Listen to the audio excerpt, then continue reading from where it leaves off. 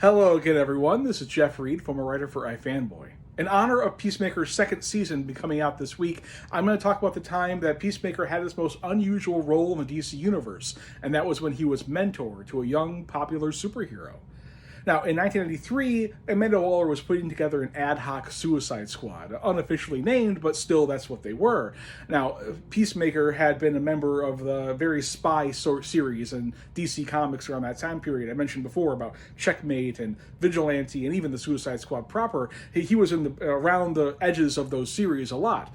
So being a member of this Adhoc Suicide Squad made somewhat sense. He was there alongside the Creeper and several others like the second Dr. Midnight and so on. All of them during this adventure died. Then Peacemaker definitely died. And the thing is, he showed up again in 1999 in the pages of Day of Judgment #3 when heroes went to Purgatory to try to figure out what to do about the Spectre going mad during those events of that story.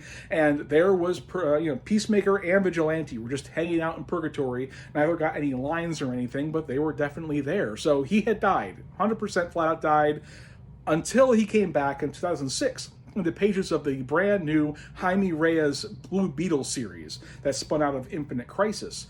Now, he came back in a very different form. Gone was the helmet. Gone was the jacket that he always wore. Gone, he had the guns occasionally, but they were not the pressing main thing in his life anymore. He actually had red tribal tattoos on his right arm, and in a very Mr. Terrifician swipe, he had Peacemaker down his arm right here, tattooed as well.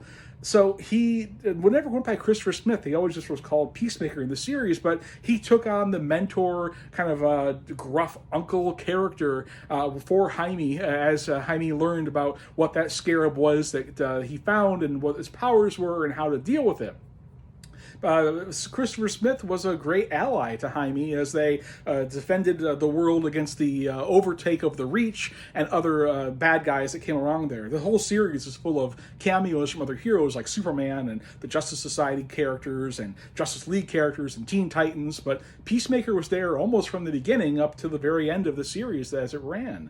And he acted different too. He was more loving, more compassionate, and less, crazy. And actually something that Jaime pointed out when he got taken over by a Reach scarab himself at one point. Since that time, he has gone back to kind of being more of the James Gunnian, John Cena-ian character that we are more aware of today. But for that brief period of time, he was a wonderful mentor to a young superhero. Maybe he will be again. Have a good one.